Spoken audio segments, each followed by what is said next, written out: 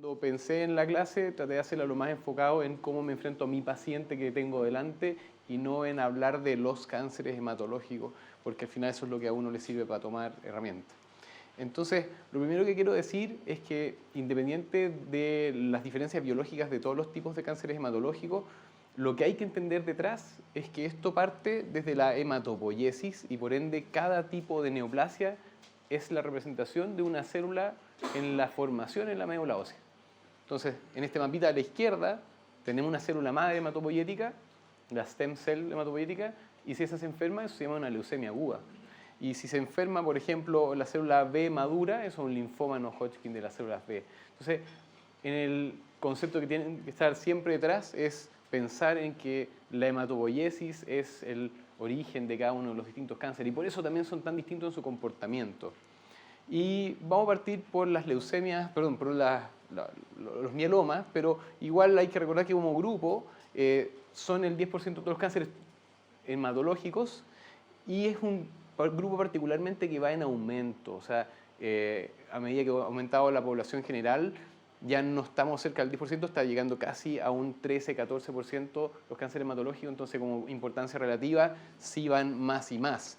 Y del punto de vista de cuál es el tipo de cáncer, como les decía, va a depender de la célula de origen, y si esta es una célula inmadura, una stem cell en cualquiera de sus pasos madurativos, eso va a ser una leucemia aguda.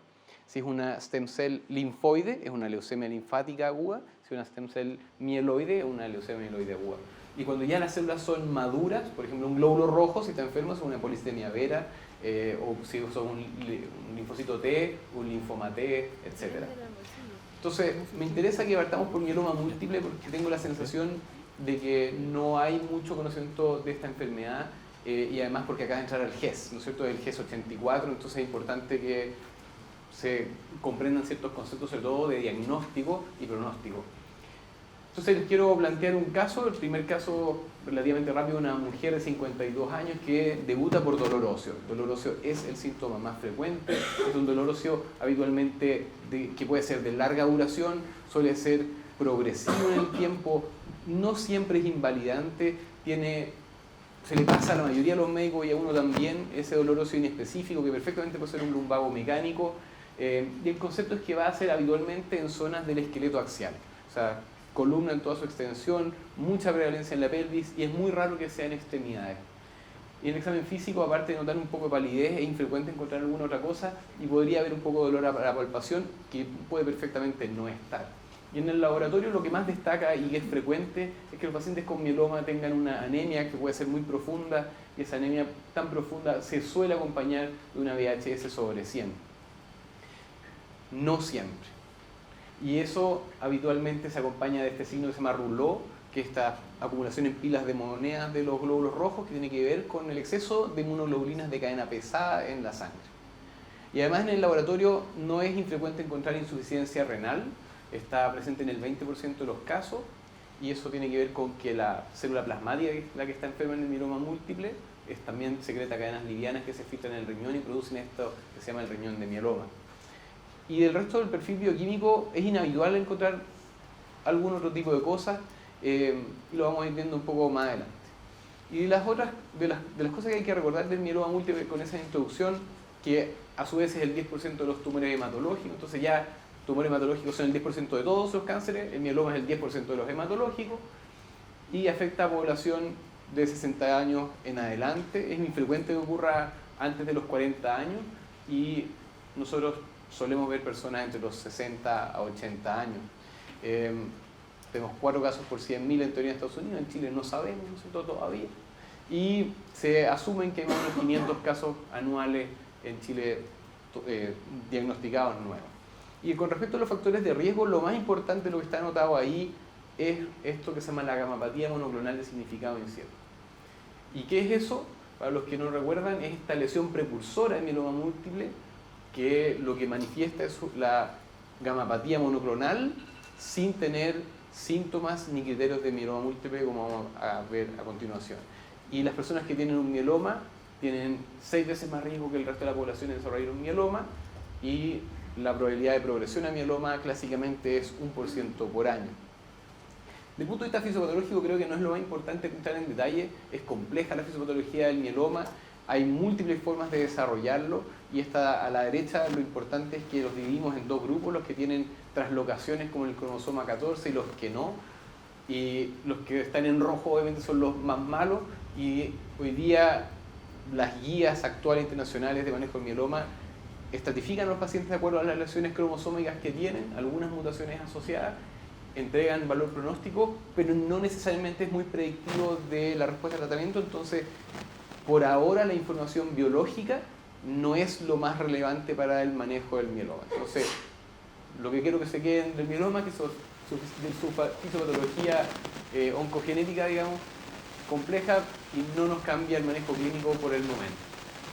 Sí tienen que recordar esto, o sea, el paciente, como les decía, que debuta clínicamente va a debutar con estos síntomas que se llaman CRAB y que a algunos le agregamos la I, CRAB-I, que están en esta frecuencia en los pacientes que consultan. Entonces, si uno mira de abajo hacia arriba, el síntoma más frecuente es la inmunodeficiencia. Entonces son pacientes que tienen inmunodeficiencia humoral, o sea, no tienen anticuerpos, por ende tienen predisposición a infecciones virales esencialmente. No es raro que ese paciente con dolor óseo haya tenido un herpes zóster o tenga reactivaciones frecuentes de herpes oral.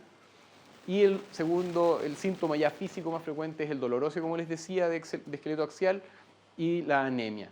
Y mucho menos frecuente es la insuficiencia renal y la hipercalcemia maligna es lo menos frecuente en los pacientes con mieloma múltiple. Y a pesar de que pueden ser hipercalcemias muy altas, como 15 o 20 que me ha tocado ver, son de mejor manejo que las hipercalcemias malignas de tumores sólidos. Entonces, esta animación no me acompaña, así que la voy a adelantar. Pero en el fondo, lo que sí tienen que saber también del diagnóstico, que me gustaría dejar con respecto al caso, cuáles son los tipos bioquímicos más frecuentes de mieloma múltiple, considerando que esta célula plasmática que está enferma normalmente secreta inmunoglobulinas. Cuando se enferma va a mantener esta secreción de inmunoglobulina y por eso es que podemos identificarlos a través de los test diagnósticos. Y la más frecuente es la IgG, que es una inmunoglobulina de cadena PSI y es la que causa este rouleau en la VHS elevada y el gap albuminoproteico en la mayoría de los pacientes. La IgA es la segunda más frecuente y las cadenas livianas, es decir, la inmunoglobulina que solo tiene la cadena liviana secretada, está hasta un 15% de los casos y esa es la que se secreta particularmente mucho por el riñón y va produciendo insuficiencia renal y proteinuria que puede ser en rango nefrótico. La importancia de reconocer estos tipos tiene que ver con la presentación clínica, que es lo que estaba mencionando recientemente, y lo importante es que las herramientas que tenemos disponibles para establecer el diagnóstico tienen que ir en sintonía con cuál es la presentación de mi paciente y qué estoy sospechando. Entonces, por ejemplo, una electroforesis de proteína en sangre es muy útil para diagnosticar una inmunoglobulina que está en sangre. Entonces, el paciente que tiene un gap albuminoproteico, que tiene VHS elevada, yo lo voy a detectar con mucha probabilidad con una electroforesis de proteína en sangre. En cambio, si no existe eso, probablemente mi paciente con mieloma tenga cadenas livianas, por ejemplo. Si tiene insuficiencia renal o proteinuria, me conviene hacer una inmunofijación o menos sensible una electroforesis en orina, porque probablemente ahí voy a pesquisar la proteína monoclonal. Y hoy día tenemos un estudio que se llama Razón de Cadenas Livianas, que está disponible en el sistema privado y entiendo que está recién entrando en algunos hospitales de derivación en el sistema público, que es mucho más sensible, tiene cerca de 95% de sensibilidad para detectar alteraciones de las proteínas monoclonales y que hagan el diagnóstico de gamapatía monoclonal. Sé que voy rápido, pero por la extensión de la charla tengo que hacerlo a este tipo de velocidad. Hay criterios que están actualizados para hacer el diagnóstico de mieloma múltiple y lo importante que tienen que ustedes retener de esta presentación es que el concepto es que tengo que demostrar que hay células clonales en la médula ósea en un más de 10% de la celularidad. Y eso lo hago habitualmente con un mielograma o con una biopsia, de preferencia un mielograma, porque el mielograma es un extendido que cuantifica con mucha facilidad y es de bajo costo y es poco invasivo. Entonces, si hay más de 10% de células plasmáticas en la médula, lo que necesito además es que hayan síntomas de este CRAB-I. Basta uno para que esté presente y se acompañe el diagnóstico. Y también puedo usar criterios más actuales, como por ejemplo estudios de médulas sofisticados que demuestren que haya 60% más de células plasmáticas, o esta razón de cadenas livianas con un rango específico. Pero lo importante es recordar 10% y al menos uno de los CRAB-I.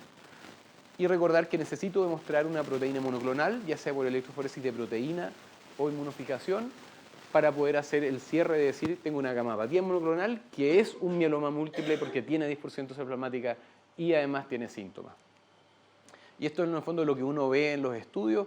Un mieloma es esta curva en rojo que está sobrepuesta sobre una electroforesis normal, donde en la zona gamma de las proteínas se ve este pic que es agudo, que parece a la albúmina y que además me permite cuantificar cuánta proteína monoclonal tiene, y esa cuantificación además me sirve para el seguimiento. Es lo que yo le voy a medir a mi paciente para ver cómo está respondiendo al tratamiento. Entonces, cuantificar es esencial. Y la inmunofijación es semi-cuantitativa. Por ejemplo, ahí se ve que está una banda en lambda y eso habla de que la proteína, la cadena liviana, está concentrada en la zona lambda, pero la inmunofijación no me permite cuantificar cuánta hay, y por ende es que los dos exámenes se complementan en cuantificar y además mostrar cuál es la proteína monoclonal. Y en la médula ósea, obviamente esto es de especialista. Yo creo que un paciente con sospecha de mieloma múltiple siempre tiene que ser derivado a hemato para un estudio medular. Esto además está garantizado hoy día por el auge GES84, y lo que vamos a hacer a estos pacientes es hacerle un mielograma que va a cuantificar este 10% más de células plasmáticas y nos va a permitir además hacer estudios complementarios como la citometría de flujo, que nos dice qué porcentaje de estas células plasmáticas son clonales o no.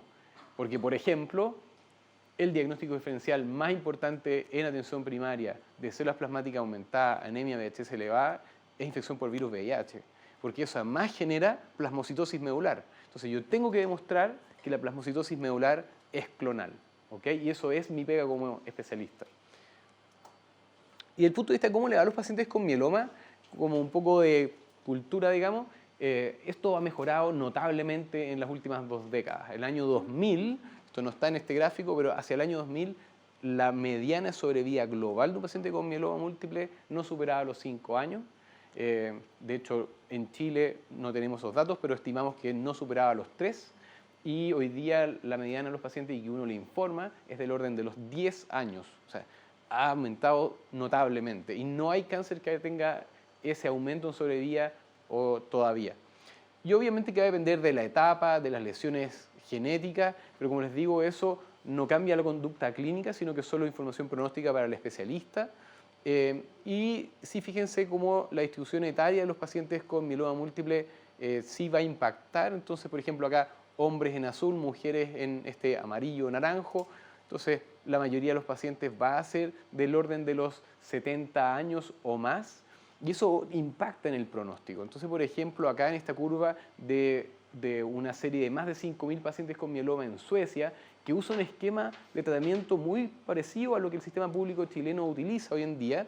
Y fíjense cómo tener menos de 65 años cambia mucho la sobrevida con tener más de 65 años. Entonces eso se aplica a nuestra realidad. Y eso tiene que ver con que los pacientes con más de 65 años no van a poder recibir un trasplante de médula ósea porque no son candidatos físicamente y simplemente también porque no hay acceso y porque además no toleran tratamientos de mayor intensidad. Y esto es solo una diapo de las de datos de estudios clínicos, mostrando que hay metaanálisis también que valían el uso de un trasplante autólogo en mieloma múltiple, que aumenta la sobrevida global. Hay una tendencia que cruza porque hay un estudio que es outlier, pero en el fondo los pacientes que se trasplantan de médula ósea autólogo en mieloma múltiple ganan al menos 1 o 2 años de sobrevida global, y es por eso que los pacientes que son candidatos, y el auge lo incluye en pacientes menores de 60, debieran realizarse un trasplante, y es lo que ustedes, al hacer la notificación GES, hacer el diagnóstico, debieran empujar para que su paciente acceda al trasplante de médula ósea, que entre paréntesis se realiza en el día a día. No sé cómo voy de tiempo, pero estoy pasando a las leucemias, que es el otro que me importa mucho, y dejé hacia el final los linfomas porque probablemente hay más conocimiento de linfoma que de leucemia. Entonces, las preguntas las vamos a dejar para el final, ¿no es cierto? Sí. Con respecto a las leucemias, soy como punto bien aparte, un nuevo respiro. Las leucemias agudas son el cáncer de la célula madre. Me gusta esa frase porque suena bonito. Y las células madre, por ende, ya me hablan de algo que es más agresivo, ¿no es cierto? Una célula que tiene per se potencial proliferativo enorme, regenerativo enorme. Entonces el potencial de generar lesión destructiva es mucho mayor que en una célula ya diferenciada. Como grupos son infrecuentes, 2 a 3% de todos los cánceres, y como les decía, las podemos diferenciar en estas que son linfoide o mieloide, dependiendo de cuál era el origen de esta célula, si iba a diferenciar a linfocitos o a mielocitos. En adultos, 2/3 de los casos son mieloide y 1/3 es linfoide, y esta proporción es nada que ver en niños, que donde no me toca verlos, pero en niños LLA por lejos es el cáncer más frecuente. Creo que hay una clase de cáncer pediátrico en este curso, así que no voy a entrar en ese detalle. Y la edad media de los pacientes con LMA es 60 años, en LLA fíjense como esto es 8 años, pero si solo pescáramos a los adultos, hay LLA en todo el rango y no hay ningún pic que aumente la edad. O sea, la LLA es pediátrica y en los adultos puede ocurrir por igual si uno tiene 25 o 80 años. Y los factores de riesgo para considerar en LMA, ¿qué paciente yo tengo la sospecha que está haciendo una LMA? Pacientes que han sido tratados, mielodisplasias por quimios previas, de cualquiera de los cánceres de este curso que recibieron una quimio, sobre todo si recibieron antraciclina o alquilante, ese paciente puede desarrollar una mielodisplasia, una leucemia secundaria al tratamiento. Los niños con síndrome de Down, de hecho tengo hoy un diagnóstico de un niño de 17 años con síndrome de Down que hizo una leucemia mieloide aguda. Entonces esto es el grupo de pacientes que pueden desarrollar. Nuevamente, fisiopatología archicompleja, que no me importa en absoluto que ustedes entiendan nada como concepto, pero sí me gustaría que recuerden esto. De todos los eventos genéticos moleculares que pueden generar una leucemia, lo que sí o sí tiene que estar presente es una cosa que se llama un evento tipo 1 y un evento tipo 2. No existe una leucemia sin ambas cosas. El evento tipo 1 es cualquier mutación, translocación genética o lo que sea que genere un aumento de la proliferación. O sea, una célula madre que con respecto a la célula madre normal crece más que ella. Ya con eso se me ocurre que es un tumor. Y al mismo tiempo tiene que tener un evento tipo 2 que hace que esta célula madre no se diferencie de la célula madura, porque si no estoy generando un mieloproliferativo o un linfoproliferativo. Entonces se tiene que mantener desdiferenciada. Entonces una célula madre que crece sin parar y se mantiene STEM. Eso suena muy malo, ¿no es cierto? Y es una leucemia aguda. Y hay múltiples ejemplos y les voy a mostrar más adelante, parece. Bueno, pero sí, vienen más adelante los más importantes. Solo un caso descriptivo de cómo es la presentación normal de un paciente con leucemia aguda. Por ejemplo, un hombre de 28 años, la edad es muy representativa, 20, 30 años, que tiene 2 semanas, fíjense la historia, 2 semanas, lo del cada 1 año, cada 3 años un PAP, acá no se aplica ni por si acaso, son historias de menos de un mes. Petequias, compromiso del estado general, listo. Petequias de menos de un mes, eso es todo. Creo que esto es lo más frecuente que a uno le toca ver. Y que en los exámenes, nuevamente, anemia profunda, BCM normal, normo. Los glóbulos blancos, 17.000. Fíjense, para los que no han tenido mucha experiencia con leucemia, no es esa cuestión de los 100.000 blancos, 500.000 blancos. Las leucemias agudas habitualmente en promedio, 15.000, 20.000. No son grandes leucocitosis. Y tiene blasto, en este caso, 76%. Listo. Blasto en la médula, 76%, ya se acabó el diagnóstico, digamos. Ya es una leucemia aguda, lo voy a decir por qué. Y en el FROTI, importante, si hay un concepto de más agregar, si yo sospecho leucemia, el conteo hematológico automático no me sirve. O sea, tiene que haber alguien que mire el frotis, el tecnólogo es el mejor amigo ahí y que ojalá se la juegue, porque hay muchos tecnólogos que tienen miedo de informar blasto. Entonces te describen, mira, hay células con citoplasma medio hiperbasófilo, núcleo irregular, algunos nucleolos. Entonces cuando aparece una cuestión así, uno tiene que llamar al tecnólogo y decirle, a ver, ¿esto es un blasto o no es un blasto? Mójate el poto. Y bueno, en el examen bioquímico lo más importante que acá está todo normal, pero hay que mirar coagulación, porque hay subgrupos de leucemias agudas que se asocian a debut con coagulación intravascular diseminada y esos pacientes se mueren delante de uno si es que uno no actúa rápido. Entonces esto es una urgencia oncológica. Y del examen físico, la verdad es que aparte de encontrar petequias y palidez, es muy raro encontrar alguna cosa y de las cosas que podríamos encontrar son compromiso adenopático, hepatoesplenomegalia y lesiones orales y en piel. Lo que es ganglionar nos da una orientación a que esto es una LLA. Lo que es de mucocutáneo suele ser más de ¿cómo se llama? Mieloide. De las cosas que, como decía, esto es lo que me permite diferenciar, pero la verdad es que nada clínico realmente me permite diferenciar una LMA o una LLA. El diagnóstico es de leucemia aguda, también está en el GES, es el GES 17, y eso ya me permite hacer la sospecha y la derivación. Y es una urgencia oncológica habitualmente cuando se acompañan de hiperleucocitosis, que está definida como más de 100.000 blancos. O sea, 99,9.000 blancos, no urgencia oncológica, estrictamente sí. En LMA es más malo tener hiperleucocitosis porque son blastos más grandes, se pegotean en el pulmón y dan un síndrome caracterizado que es el síndrome de hiperleucocitosis, que hay insuficiencia respiratoria con compromiso de conciencia y esos pacientes pueden fallecer rápidamente. En LLA, como los blastos son más chiquitos, les cuesta más obliterar al capilar pulmonar o de sistema nervioso central, entonces tolero hasta 200.000 para decir que hay hiperleucocitosis, y en estos pacientes tienen que recibir quimio, ojalá ese día, digamos. Y lo que hay que hacer con este estudio es derivarlo para hacer un estudio citogenético molecular y médula ósea.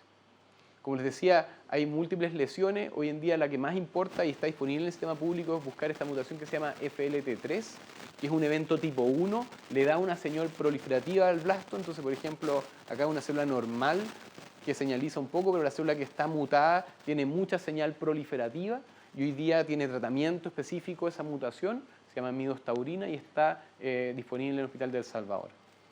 Otra translocación importante es la que compromete al ácido retinoico, que se llama RAR-alfa. El RAR-alfa está en el cromosoma 17, se trasloca con el 15 y da esta leucemia muy característica que se llama leucemia promielocítica, que es la que debuta esencialmente con CID. Entonces, la CID de la promielocítica es ese paciente que viene sangrando, mucha petequia, un fibrinógeno que habitualmente está en menos de 100 o TTPA muy prolongado.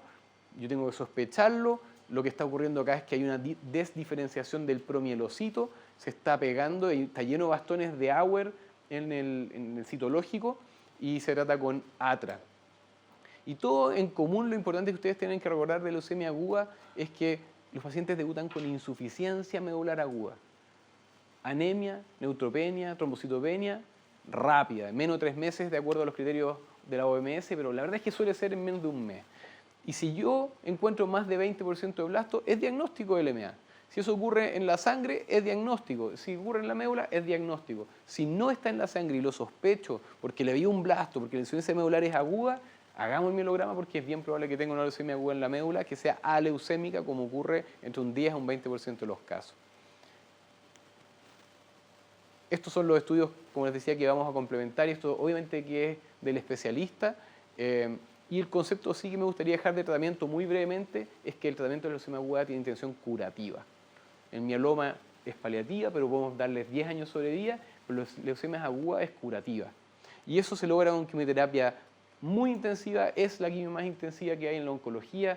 Los pacientes están hospitalizados entre 4 meses a 8 meses. Muchos de estos pacientes de alto riesgo además van a agregar en un trasplante médula ósea alogénico. Son tratamientos que pueden durar más de un año. Es muy, muy potente. Esto lo voy a saltar. Y fíjense cómo la sobrevida de los pacientes, a pesar de ser de intención curativa y de tener estos tratamientos, las curas sobrevida no son las mejores. Esto representa bastante a la realidad chilena, donde cerca de un 25 o 30% de los pacientes se curan. Hay un plató en la curva ahí. Esos pacientes no están recayendo, y los pacientes que no se curan, que van a ser los 2/3 que no se curan, van a fallecer en los siguientes 2 años. Entonces son de presentación agresiva, y los que no responden al tratamiento van a recaer rápidamente y van a fallecer. Y obviamente que hay error en algunas mutaciones que tienen mejor pronóstico. Los pacientes que tienen donante y se trasplantan les va mejor que aquellos que no tienen donante y no se trasplantan. Entonces también hay un rol importante en empujar porque los pacientes logren su trasplante de médula ósea. Y hay subgrupos como este, que es la leucemia promielocítica, donde la sobrevida, que es lo que está en las curvas A y B, es espectacular. A mí nunca se me ha muerto un paciente con promielo y espero que siga así. La verdad es que me sentiría pésimo si se me muere un paciente con promielo. Me quedan 5 minutos para linfoma. Wow. Y linfoma. Bueno, los linfomas tienen un problema gigante. Son más de 60 distintos. Entonces, si yo hiciera una clase de linfoma, tendría que ir demostrando las diferencias entre los 60 distintos. Entonces, la verdad es que cuando uno hace una diapo como esta de generalidades, la verdad es que no sirve para nada. La fisiopatología no sirve para nada. Las mutaciones, ok.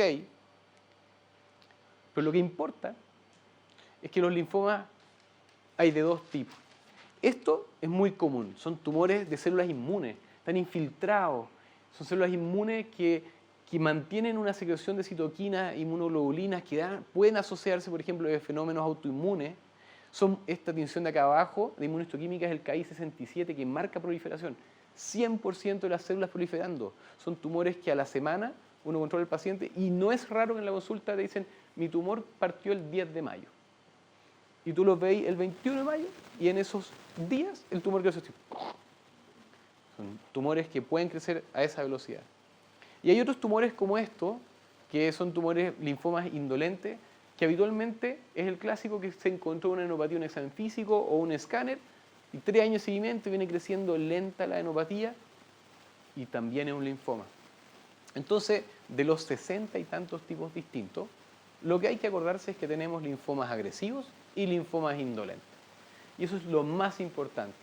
Y los linfomas agresivos suelen ser agresivos en dar síntomas de poliadenopatía de menos de 3 meses, son células más grandes, y el rey de eso es el linfoma difuso de células grandes B y el linfoma de Hodgkin, también el Burkitt. Y los linfomas indolentes, que es por hallazgo, apareció en una imagen, un examen físico, le hago seguimiento, una adenopatía que no da problema, el rey de eso es el linfoma folicular. Creo que me va a saltar el caso clínico, les va a quedar. Pero la intención de tratamiento del linfoma agresivo es curativa y la de los linfomas indolentes es paliativa. Los linfomas indolentes son incurables, pero tienen sobrevidas muy, muy largas, como voy a mostrar en la siguiente diapositiva. Y los linfomas, en cambio, agresivos se comportan un poco como las leucemias agudas, donde el tratamiento tiene que ganar la linfoma a la primera, y si no, ese paciente tiene pésimo pronóstico y va a fallecer con muy alta probabilidad. El tratamiento lógico que va a depender del tipo de linfoma. ABVD es el estándar en los linfomas de Hodgkin, el RED-CHOP en los pacientes que tienen linfomas no Hodgkin, y hay un montón de esquemas. Fíjense, este es el pronóstico del linfoma folicular, el linfoma indolente más frecuente, este que hacemos el hallazgo en adenopatía, y los pacientes incluso con alto riesgo, fíjense los meses, 120 meses, o sea, viven 10, 15 años o más. Y es tanto así que hoy día está claro que un paciente con linfoma folicular indolente que se trata con el RED-CHOP y 2 años después le hacemos un escáner y un PET de tratamiento y está limpio, su expectativa de vida es la misma que la de la población general. Ese dato de un paciente es notable. Usted no se va a morir de esto. Quizás lo tienen que tratar varias veces y listo.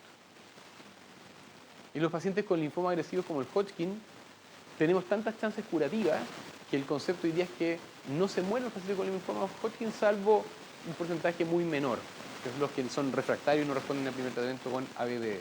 Pero fíjense esta curva sobre vida, no van a haber muchas de estas en oncología. Es muy, muy bueno. La Promiero y el Hodgkin, 90% sobrevida. Y en los pacientes con linfomas difusos agresivos va a depender del riesgo, la etapa, pero en general podemos curar cerca de 2/3 de los casos. Y con eso termino la presentación.